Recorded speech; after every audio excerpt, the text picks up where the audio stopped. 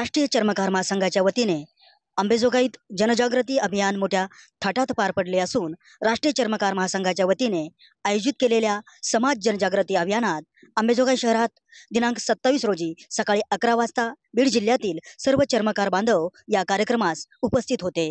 राष्ट्रीय चर्मकार महासंघाच्या वतीने संपूर्ण महाराष्ट्रात समाज जनजागृती अभियान दौरा आयोजित करण्यात आला होता।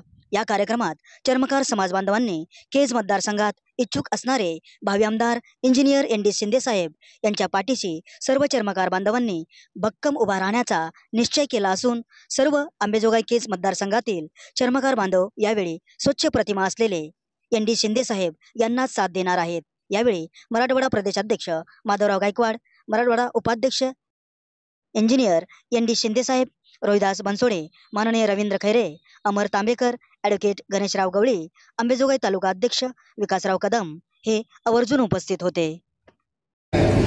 माननीय गोलप साहेब, राष्ट्राध्यक्ष राष्ट्रीय चर्मकार महासंघ यांनी हा कार्यक्रम जो आयोजित केलेला आहे हे जनजागृती अभियान म्हणून समाजामध्ये जायचं आणि समाजाला एक नवीन काहीतरी दिशा देण्यासाठी, समाज जागृत करण्यासाठी, समाज एकसंगत करण्यासाठी हा आयोजित दौरा केलेला आहे। आणि त्या दौऱ्यासाठी आपण या बीड जिल्ह्याचे जिल्हाध्यक्ष किनारसा घोटके आणि त्यांचे कार्यकर्ते किंवा तालुका कार्यकर्ते यांच्या आव्हानाला आपण साथ देऊन या ठिकाणी आपण आज जमलेलो आहोत। तो हा खात्याचा कार्यक्रम जो आहे ना युवकांसाठी आहे। आज आपण पाहतोय की आपली संख्या फार बोटावर मोजायची आहे आणि आपल्या कुठलं तरी संघटन असलं पाहिजे अशा भावनेतून मान्य गोलप साहेबांनी ही संघटना उभी केलेली आहे। पण आपण पाहतोय की आपला समाज जो आहे एकसंघ होत नाही, हे दुर्दैवाची बाब आहे। अत्यंत अशी दुर्दैवाची बाब आहे की लोक आपण संघटित होत नाहीत। आपल्या जे काही मागण्या असतील, आपले काही दुःख असतील किंवा आपल्या काही अडचणी असतील ते आपल्याला सोडवण्यासाठी रस्त्यावर येत आहेत। जोपर्यंत तुम्ही रस्त्यावर येत नाही तोपर्यंत कुठलाही मार्ग किंवा आपला प्रश्न मार्ग लागत नाही। म्हणून तुम्हाला आव्हान करायचं आहे, यापुढे राष्ट्रीय चर्मकार महासंघ ज्या ज्या ठिकाणी आवाहन करेल, ज्या ज्या ठिकाणी येण्याचं आवाहन करेल त्या ठिकाणी आपण आपल्या लेकराबाळासहित पूर्ण ताकदीसहित आपण रस्ता तयारी ठेवावं लागेल। आपले अनेक प्रश्न आहेत। आपण पाहतोय आपला सुशिक्षित बेरोजगार युवक आहे, त्यांना तरुण लोकांच्या संधी नाही, बेरोजगार फिरत आहेत, व्यसनाधीन होत आहेत। अशा परिस्थितीने काही ठिकाणी उद्योगधंदा निर्माण केला पाहिजे।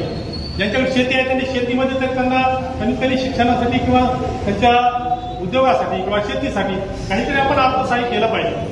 त्यासाठी हे आपले जे महामंडळ आहेत, आपले जे महामंडळ त्या महामंडळातून त्यांचा जास्तीत फायदा कसा घेता येईल, समाज कल्याणाच्या माध्यमातून किंवा इतर आर्थिक महामंडळ आहेत किंवा इतर योजना आहेत, ह्या योजना समाजापर्यंत पोहोचण्याचं काम हे तुम्ही आमचं आहे। आपण सुशिक्षित लोक जे आहेत ते कमीत कमी या जी योजना आहेत त्या सांगण्याचं काम आपलं आहे।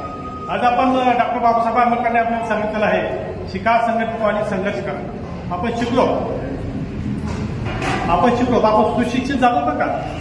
सुशिक्षित म्हणजे जागृत नागरिक नाहीये। आपला देश, आपल्या देशासाठी करायचं असेल तर आपण सुशिक्षित होणं गरजेचं आहे। आपण जागृत असलं पाहिजे, आपण समाज कारणामध्ये जागृत असलं पाहिजे, राजकारणामध्ये जागृत असलं पाहिजे, उद्योग क्षेत्रामध्ये आपल्याला ज्ञान असलं पाहिजे। तर त्याला आपण जागृत नागरिक असतो। या देशामध्ये जे जे काही घटना घडतात त्या घटना आपल्याला अवगत झाल्या पाहिजेत। तर त्या घटनेवर आपण आधी म्हणजे सतर्क राहिलं पाहिजे, तर आपल्याला जागृत नागरिक असता येईल। आपण शिकलो म्हणजे सुशिक्षित झालो म्हणून शिकले असं नाही, आपण जागरूक नागरिक असले पाहिजे, सतर्क नागरिक असलं पाहिजे। संघर्ष करा, डॉक्टर बाबासाहेब आंबेडकरांनी काय म्हणजे संघर्ष करा। कशाविरुद्ध संघर्ष करा? अन्यायाविरुद्ध संघर्ष करा। तुमच्या अन्यायाचा अन्यायाविरुद्ध संघर्ष करा। आपल्या काही मागण्या असतील त्याच्यासाठी संघर्ष करा, आपले काही दुःख असतील त्याच्याविरुद्ध संघर्ष करा, आपल्याकडे बांधवा कुणावर अन्याय होत असेल त्याच्याविरुद्ध संघर्ष करा। आपण काय करतो? आपल्याला संघर्ष करतो आणि संघटित व्हा। जोपर्यंत संघटित होत नाही तोपर्यंत संघर्ष करता येत नाही। संघर्ष करायचा असेल तर संघटित होणं गरजेचं आहे। एकटा माणूस संघर्ष करू शकत नसतो। जे हाताचे 5 बोट आहेत, ते 5 बोट जोपर्यंत एकत्र येत नाही तोपर्यंत त्याची ताकद जी आहे ते आपल्याला समाजाला कळत नाही। म्हणून भविष्यामध्ये आपल्याला संघर्ष होणं फार गरजेचं आहे।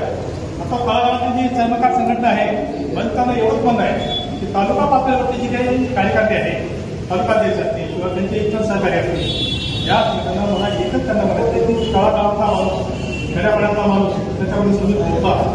10 खेड्यामध्ये कमीत कमी एक माणूस दुरुस्त कार्यकर्ता, प्रत्येक गावाचा एका कार्यकर्त्याचा त्याच्याकडे नंबर असावा। उद्या काही दुर्घटना घडली गावामध्ये तर त्या कार्यकर्त्याचं काम आहे की जिला संघटनेला कळवा किंवा जिल्हा संघटनेला काही कळलं तर राज्य संघटनेला कळवा. तुमच्या खात्याचे मोबाईल नंबर आहे.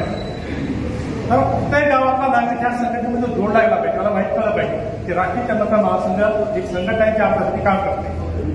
आपलं दुर्दैव असं आहे की आपल्या संघटनेचं नावच अगदी खडपडे गेलेलं आहे. मान्य बबनराव घोडत साहेबांचं नाव तर मला शंका आहे की खेडपडे गेले गेले. आता मी या मतदारसंघामध्ये 2-6 खेळत गेले होते. फार म्हणजे प्रत्येक गावामध्ये 4-2 समाजाचे कार्यकर्ते समोर आले. ते फक्त म्हणजे कुठल्या रस्त्यात कोणी कार्यकर्ता आहे की कोणाला गेलो सरकार समाजाचा एखादा कार्यकर्ता भेटतो का, एखादा तरी माणूस भेटतो का ज्याला समाजाचं म्हणजे संघटनेबद्दल माहिती आहे. जवळपास 60 ते 65 खेळत होते. हे काय गावामध्ये 5-10 खेळ सोडले. मला दुकानं भेटले, बनसोड्यात ताई भेटल्या, पुन्हा सावळीकर पेटाला भेटले. सरपंच आपल्या मोजक्या गावामध्ये मला प्रतिसाद ते मिळाला. म्हणजे असं दुर्दैव आहे. म्हणजे संघटना आपली ही जोपर्यंत जात नाही तोपर्यंत आपले जे काही आज्ञा आहेत, आपल्या जे काही समस्या आहेत त्या पुरवण्यासाठी आपल्याला पात्र मिळत नाही. मी या ठिकाणी जास्त काही बोलणार नाही. आता विकास मंत्र्यांनी आवाहन केलेलं आहे. मी खेड विधानसभेसाठी इच्छुक आहे. काही उमेदवार म्हणून माननीय शरद पवार राष्ट्रवादी पार्टी यांच्या पक्षावर मी तिकिटाची मागणी केलेली आहे. त्यांना मी निवेदन दिलेले आहे. माननीय रणजितदादा पाटील डॉक्टर जयंत पाटील साहेब यांना मी निवेदन दिलेलं आहे. माननीय संदीपभाई क्षीरसागर जिल्हाध्यक्ष राष्ट्रवादी त्यांना निवेदन दिलेलं आहे. माननीय आपले खासदार बजरंगबाप्पा सोनवणे त्यांना मी निवेदन दिलेलं आहे. सर्व पदाधिकाऱ्यांना माझ्या भेटीगिरी झालेल्या आहे, माझी मुलाखत झालेली आहे. त्याची वेळोवेळी सभा मी अटेंड करतोय. आणि भविष्यामध्ये मला राष्ट्रवादीचं तिकीट मिळालं तर तुम्ही सर्वांनी सहकार्य करावं. आपल्याला माझं नाव हे गावागावात गेले पाहिजे, तळागाळामध्ये गेलं पाहिजे. आणि एवढीच माझी विनंती आहे की इथून पुढे तुम्ही कामाला लागावं. मला तिकीट मिळालं नाही मिळो, भविष्यामध्ये माझं नाव खेड्याकडे गेलं पाहिजे. भावी उमेदवारांमधून खेडेपाडे गेले पाहिजे. आता तिकीट मिळणं नाही मिळणं हा माझा विषय नाही, माझ्या निश्चिताचा भाग आहे. आणि किती 6 एखादं तिकीट मिळाली काही सांगता येत नाही. त्यासाठी आपण प्रयत्न करणं गरजेचं आहे. मी खेडोपाडी पोहोच करत आहे.